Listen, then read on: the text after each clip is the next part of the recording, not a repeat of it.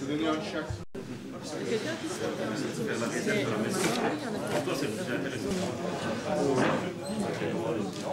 Mais voilà, mais de toute façon, il y a trois plusieurs étapes. La première, c'est juillet, août, ça dépend.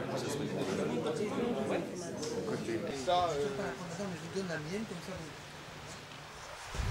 Le plus direct, c'est de nous faire imprimer, et ouais, le matin, et faire la soirée. Merci beaucoup. Mangez. On va écrire là, autour, à... Enfin, vous voyez, attendre que ça se passe.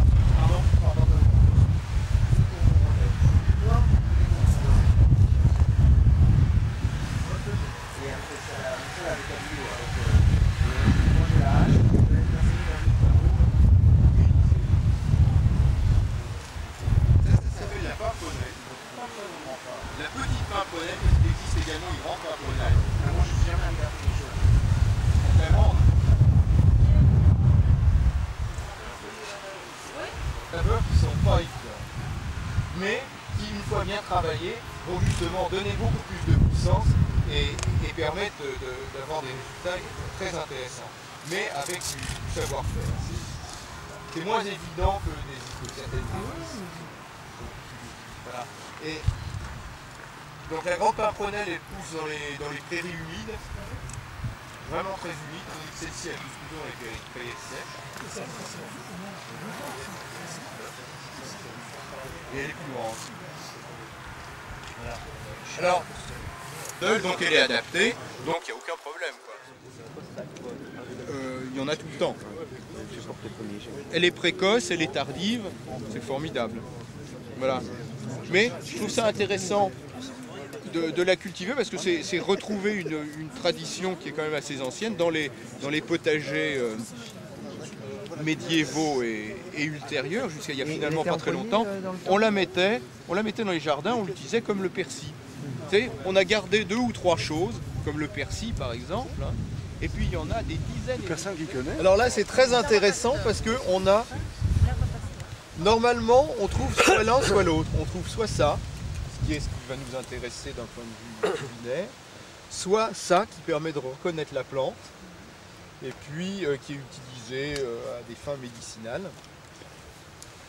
Et cette plante s'appelle la bourse à pasteur. Ah d'accord. Capsella bourse à pasteur. Capsella bourse à pasteur. Et puis, elle commence par donner des petites rosettes de feuilles comme ça. Même famille. Même famille. Et habituellement, quand la hampe florale se développe, la rosette, elle disparaît. Les feuilles fanent et puis il n'y a plus rien, quoi. Vous voyez ? Donc, ça veut dire que c'est pas forcément facile d'identifier la plante, parce que quand on veut la récolter, on n'a que ça. Alors il faut savoir la reconnaître. Moi je la reconnais facilement et vous y arriverez, n'importe qui y arrive au bout d'un certain temps. Regardez, si vous prenez une feuille, ça ressemble à des feuilles de pissenlit, mais c'est velu. Et si vous regardez, les découpes sont dirigées vers le sommet de la feuille, plutôt que vers la base, comme les pissenlits. Voilà une façon de la reconnaître. Et alors, roquette, mais...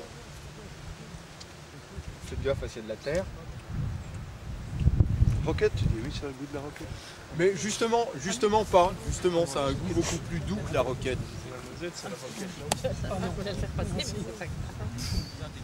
Bon, là, vous voyez, c'est un petit peu la fin de la saison, par contre. C'est une plante qui est très intéressante au printemps. Printemps, début d'été. Alors, je dirais comme l'épinard, mais en plus fin, quoi. Ça s'appelle le kénopote blanc. Et ce qui n'est pas inintéressant aussi et qui a été consommé pendant des millénaires, c'est les graines. Ça donne des petites graines noires. Je ne sais pas s'il est en graines, celui-ci. Ouais, vous voyez, petites graines noires comme ça, qu'on peut récupérer et qu'on peut faire cuire. Et c'était l'une des céréales de nos ancêtres. Et là, on a vraiment rapidement le... Sinon, il faut le peler et tout. C'est un calvaire, c'est un calvaire. Mais l'autre solution, c'est le congeler. Ah oui. Oula. Oui, parce que si tu veux l'avoir cru, ça dérange pas pour moi, ça dérange pas de le faire cuire, si tu veux l'avoir. Parce que quand le gel passe sur les cynorhodons, ils se ramollissent. Moi, je crois que je les mange qu'à ce moment-là. Mais normalement, moi, il me semble que c'est à ce moment-là qu'on les Alors- récolte, non? C'est pas à ce moment-là qu'on les Quoi? récolte quand ils ont eu le gel? Ah bah, si on veut les avoir mous, si on veut les avoir mous, oui. Seulement, il y a une chose, c'est que quand on les cueille et qu'ils sont mous, je peux vous dire, on en a plus sur les doigts que dans le panier. Oui. Donc il y a un problème. Donc il vaut mieux les cueillir. Il faut quand les mettre ils sont- directement dans le plat. Maintenant, ils sont en matérialité, quoi. Comment? Il faut les mettre directement dans le plat. Oui, mais Moi, je bon. préfère aussi quand ils sont mous. Bah, moi je les cueille n'importe quand. Ouais. Je les cueille à tout moment. Et puis une fois qu'ils ont congelé et décongelé, ils sont mous. Ah ouais. Il y en a moins sur des mains. Mais si je veux aller plus vite, c'est ce qu'on fera. On fait comme tu dis, un coup de... Moi je les cuis simplement, hein, même pas la cocotte minute. Hein. Je les cuis simplement, puis ensuite je les passe. un peu sèche. Je passe au On a quand même qui au moulin à légumes. Marc Verrin fait pas un caramel avec ça? Pardon? Il fait un caramel avec ça, je crois. Il utilise ça dans une recette, je crois. C'est possible. Si. Oui, les rugosas. Il utilise que la peau Oui, rouge et il oui. fait un caramel, je crois qu'il fait un caramel. Qu'il laisse cuire tout Il est doucement pas terrible, compoté. hein. Il faut pas Ouais. utiliser à l'intérieur. Ah, tu trouves Et là pas on que fait, c'est- on fait des tas de choses intéressantes. Et moi ce que j'aime bien c'est de travailler salé. Ça, Et ce c'est que je vous propose, si acidulé ça un vous peu, intéresse, c'est ce goût. de travailler un petit peu salé justement. goût légèrement acidulé. La confiture, les sirops, les machins comme ça. C'est le sucre qui prend Bon, le tout. non, c'est intéressant, c'est bien, mais bon, c'est limité. Moi, je trouve que c'est cette acidité en bouche qui est très intéressante. Un truc qui est intéressant, c'est en Suède, le cynorhodon, c'est l'ingrédient du plat national suédois qui est la soupe de cynorhodon. Je ne peux pas vous le dire en suédois parce que c'est un peu compliqué Tout à comme fait, langue. tout à fait. Mais ils aiment tellement ça qu'ils le vendent en sachet Ouais. dans les supermarchés. Et ils font Carrément. une farine de cynorhodon. J'ai lu qu'il existait une farine j'ai jamais à vu. base de cynorhodon et que j'ai pas encore réussi Mais à la en avoir. soupe de cynorhodon, c'est pas mal. C'est pas inintéressant du tout. Ça, on pourra faire. C'est facile, c'est Ah oui, simple, bien et sûr. puis ça surprend. Il y a pas Il y a un mal, truc ça. que j'aime bien faire, tu vois, c'est une soupe de cynorhodon et puis faire une petite, un petit sirop de sureau. Hein, et puis tu mets les deux. La soupe de cynorhodon, elle est, on met elle est rose clair avec le violet foncé pourpre du sureau. On fait des version directe, ouais, mais elle est- On peut en manger un bout, non? Dis. Qu'est-ce qu'on consomme de ça? Qu'est-ce qui est consommé ça? Les feuilles, les Ah, feuilles. les feuilles. Tu dis que c'est fort consommé dans le sud-est asiatique. Dans le sud-est asiatique, Qu'est-ce qu'ils en font? vous savez, en général, les légumes dans la conception asiatique des choses, c'est passer au wok. Et dans les soupes, dans les bouillons. C'est pas vrai, hein, c'est pas toujours avec ça. Oui. T'en goûtes un petit peu, oh, c'est comme si tu mangeais un paquet de sucre. Et c'est pas du sucre. Et on en trouve, Mais c'est une substance qui est 300 fois plus sucrée que le glucose. Intéressant pour les diabétiques, J'en ai ça. en poudre. Absolument, ah ben complètement. Est-ce que oui, est-ce que justement pour les diabétiques, est-ce qu'il n'y a aucun. Est-ce que j'ai. C'est une de mes questions, parce que justement moi j'en ai en poudre que j'ai acheté en Hollande, à Amsterdam, dans une herboristerie. Et je me dis tiens c'est un excellent substitut, mais est-ce que pour les diabétiques, mais est-ce que c'est un sucre qui est assimilable ou C'est pas? pas un sucre. C'est pas un sucre. Donc c'est pas un sucre, C'est donc pas il n'y a un aucun sucre. risque pour la diabétique. C'est pas un sucre, c'est un Et le stévioside. fructose non plus, hein. Non, mais justement c'était. Parce que ça c'est vraiment. Différencié, quoi. Oui, mais c'est tout à fait différent le fructose, ça donne un goût, il y a quand même un goût particulier, tandis que là avec le stevia, c'est vraiment. Je vais essayer d'en Ciseaux, apporter. Périlla. Ouais, ça serait très très intéressant parce que je suis diabétique, je connais pas mal de diabétiques. C'est quoi? C'est donc, Nancy Nancy, celle-là? Oui, je cuisine, je sais. Enfin, à ma petite Ciseaux, échelle, donc très petite. utilisé en cuisine aussi, non? Oui. Ouais. Et très utilisé au Japon pour fabriquer les umeboshi. Ce sont ces abricots, enfin on dit des prunes, ce sont plutôt des abricots, qui sont lacto-fermentés, qui sont cueillis verts, puis qui sont comment dire, fermentés avec de l'eau et du sel et des feuilles de shiso qui leur donnent la couleur rouge et un petit peu du goût. Et ils en consomment quotidiennement ça au Japon. Ça, moi, j'adore le faire en tempura. Ah, quotidiennement. Les feuilles en tempura. Ah, ça doit être pas mal, ouais. On a le goût. Oui, On a oui, le oui. Parce que comme le tempura c'est une friture très courte, on a le goût. Ah, je vais vous donner alors une recette romaine. Les Romains adoraient la rue ils avaient des goûts assez particuliers, il semble, les Romains. Parce que je vous expliquais la préparation du moretum. Le moretum, c'était une sauce à tout faire. Ils avaient deux sauces à tout faire. Une sauce liquide, c'est de carottes, c'est du gnocchi en fait, donc de la saumure de poisson. Et puis l'autre, c'est le moretum, qui est plus une pâte. Alors ça se fait en prenant des fromages de chèvre bien faits, en écrasant dans un mortier des gousses d'ail, du fromage de chèvre, C'est très fort. et en montant ça avec de l'huile d'olive et des feuilles de rue écrasées. Et je peux vous dire que c'est bien si tout le monde en mange, quoi. Ah oui, d'accord. Parce que sinon, ça dérange.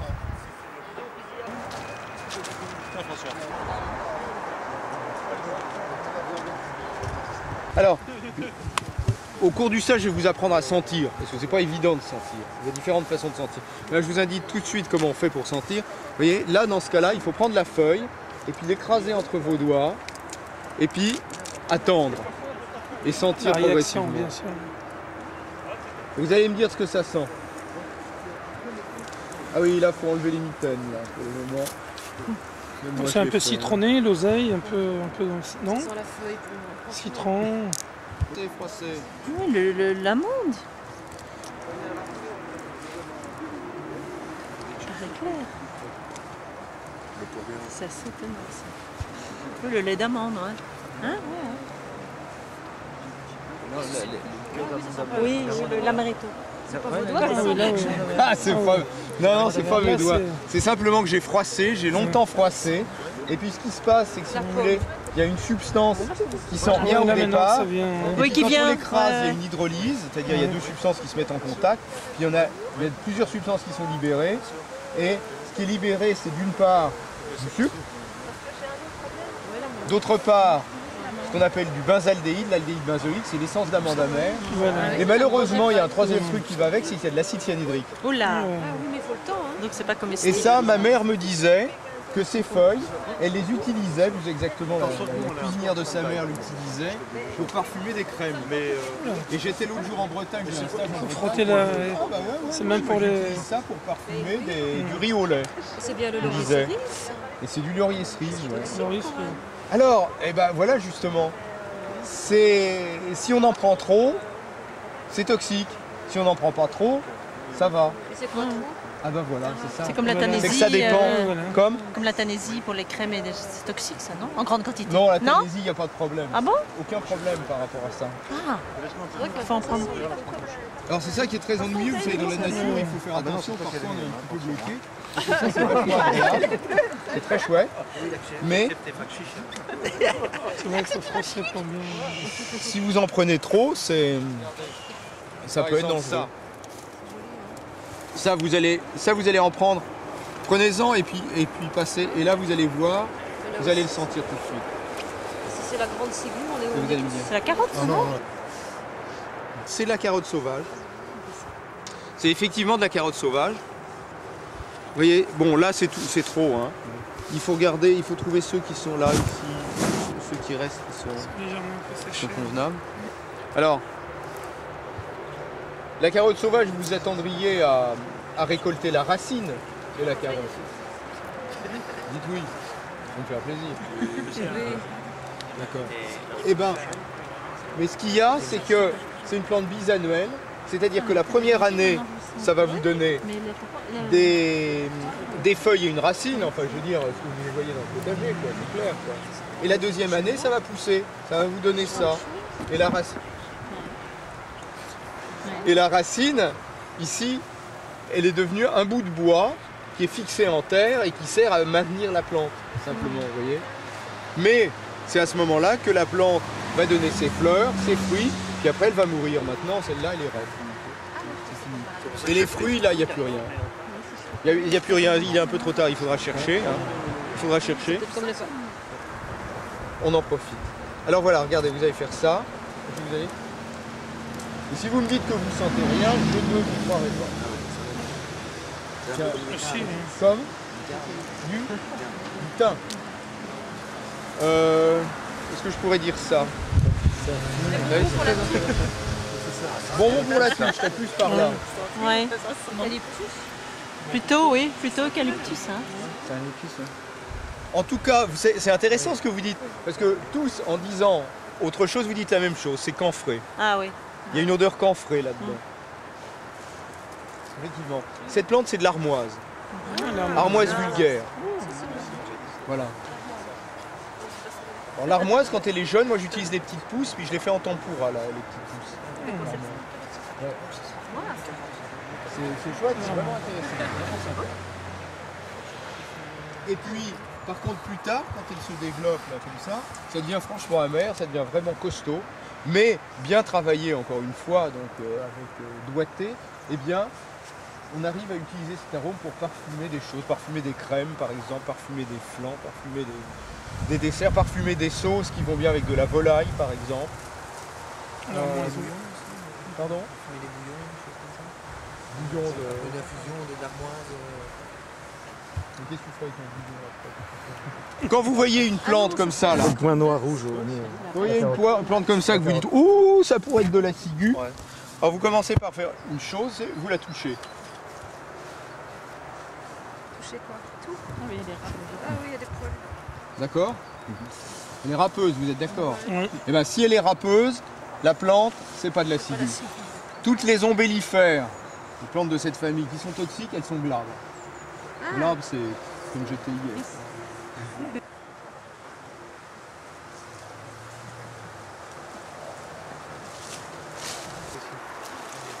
Tenez, venez, venez. Oui, c'est la Panasie.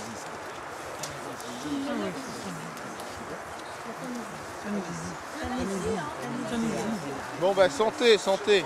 Vous voyez cette grande plante qu'on voit un petit peu partout au bord des routes, avec des fleurs jaunes. Oui, oui. Vous avez un filtre sur la caméra? Dans le jaune. Alors elles ont été jaunes les fleurs. Maintenant elles sont un peu passées malheureusement. Mais bon bah voilà. Est-ce que vous sentez quelque chose là? Dites-moi. Qu'est-ce que ça sent? C'était chez Michel Brun. Comment? Michel Brun, je vous faisais. Ouais. Il faisait une préparation intéressante. Qu'est-ce que ça sent? Ça sent la Tanésie, bravo. Ah non, ça vous Oui, mais C'est tellement connu comme moi je peux faire ça. Je sais pas si tellement c'est- connu. Écoutez, moi je trouve qu'il y a une odeur qui est alors complètement typique, qui rappelle ça ou vice versa, je ne sais pas. C'est l'odeur de, vous savez, vous écoutez là? Vous savez ces petits bâtons qu'on se met dans le nez quand on a le nez bouché? Ah, le fixe. Le Vicks. Vicks Vaporub. Ouais, c'est ça. Ah ouais, tu trouves? Mais moi... Ah ouais, bah c'est marrant, mais moi mais ça me le rappelle, mais typique quoi. C'est un peu réglisse. On sniffe dans chaque narine et ça dégage. les enfants ils ont mis une poudre. Avec du sûr dedans là. Avec du sûr, c'est un peu cette odeur-là aussi. Mais aussi avec la poudre pour les enfants. On peut passer ça à la télévision. Ouais, c'est ça. Non mais la Thanésie, moi j'aime bien travailler avec du sucre. Et alors, donc cette plante s'appelle la Tanésie. C'est une cousine de l'absinthe qu'on a vu tout à l'heure, de l'armoise, excusez-moi, armoise, absinthe, c'est tout pareil. C'est bon. Voilà, donc une plante qui est très forte. Est-ce que vous l'avez goûtée? Goûter aussi. Est-ce que vous l'avez goûtée? Non, bah alors gênez-vous pas. Il n'y a aucune toxicité au niveau des Thanésies. La feuille complète. Fort amer. Goûtez-en un petit bout.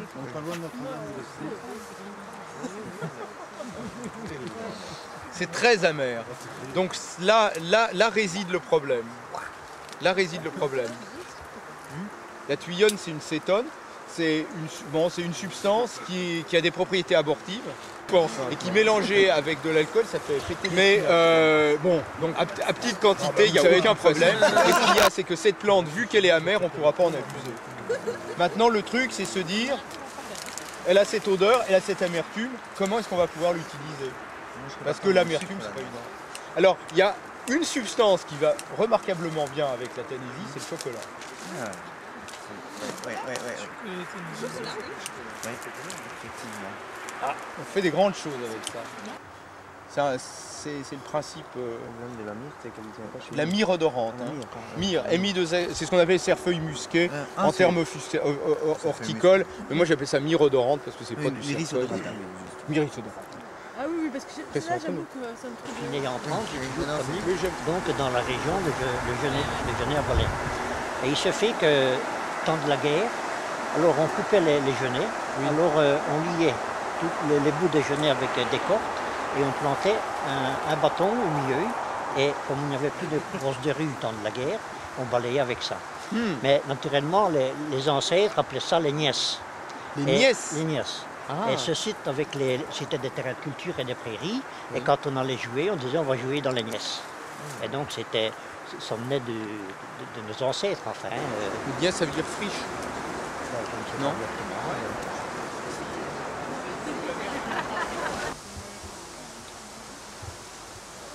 Ah, ça commence à me plaire.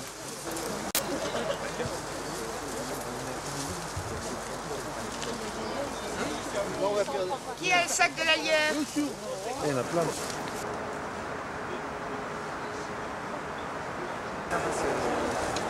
mois de juin, au restaurant, on a fait des petits gris à l'allier. Des petits gris à l'aillère. Ouais. Ah, Et alors, ah, après, regarde, il y en a encore de la belle là. Et avec celle-là, on fait quoi? On va accueillir des orties, là, il y a des orties.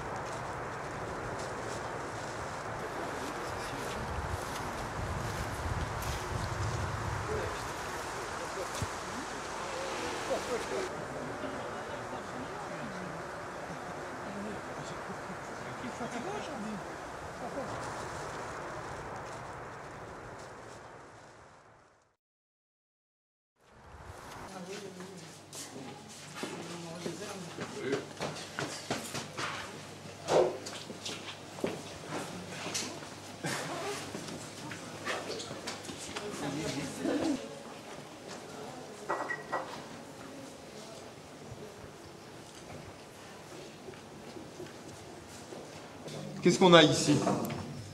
Plantain. Non, ça c'est Ah, du non. pissenlit. Un intrus, voilà. Tout ça c'est du plantain, du grand plantain. Même s'il est plus petit que celui-ci qui est du Lancéolé. plantain lancéolé. Plantain. Hein? Un petit morceau de feuilles de pissenlit, c'est pas bien grave. Ça, vous vous souvenez ce que c'est? D'accord. Je partirais que c'est un gros. Ceci.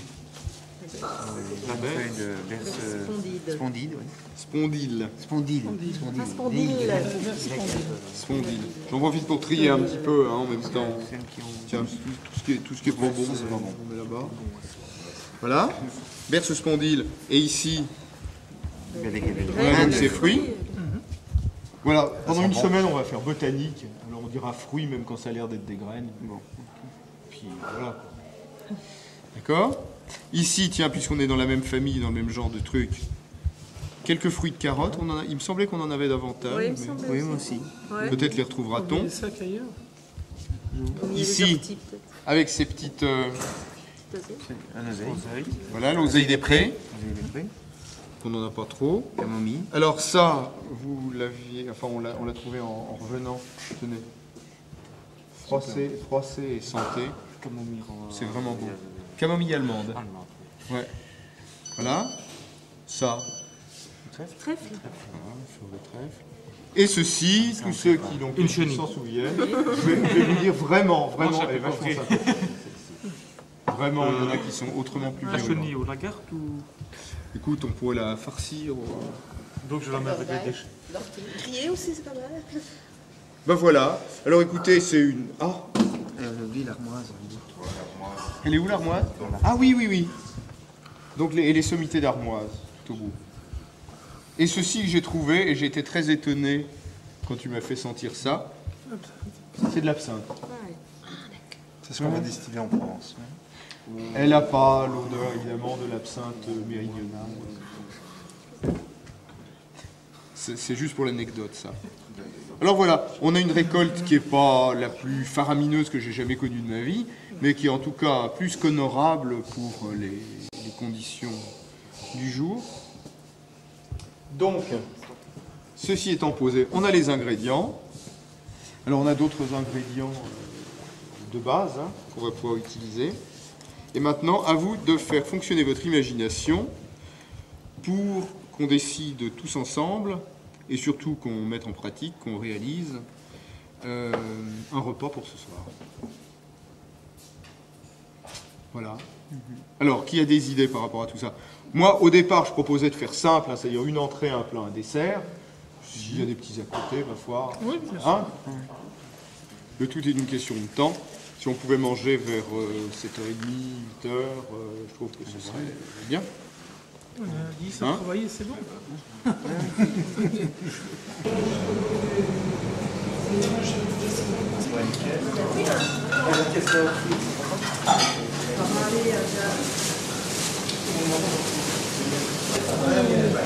On va faire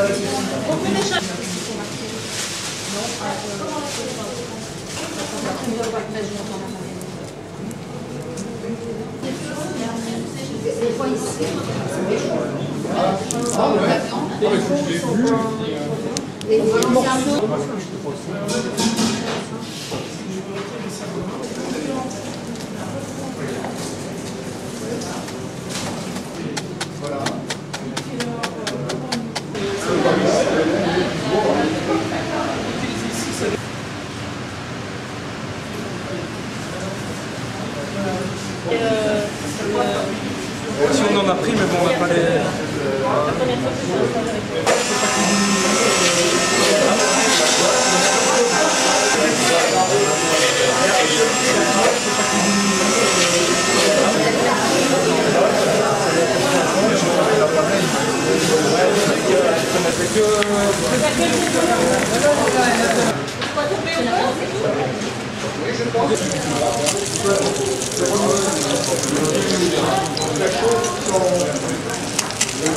Ah ben oui, on n'en avait pas dit en cuvée, on avait dit...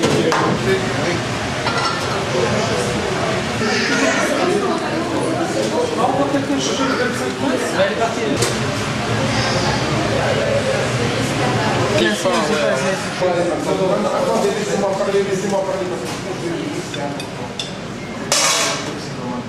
Je suis en retrait de l'innovation. La cigarette, Ça, je préférais.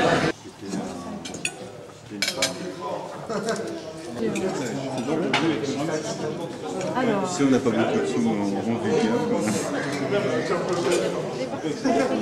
Moi j'étais en Alsace, dans un restaurant où je venais d'avoir un macaron Michelin. Et puis je voulais repartir pour l'Allemagne parce que je n'aimais pas trop. T'étais chef et t'as eu une étoile là-bas? Oui.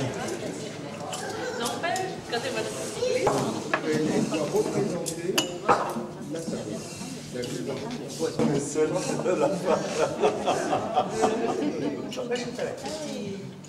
Mais rien de tout petit peu dans une de ces belles assiettes là. Vous avez de belles assiettes, vraiment très chouettes.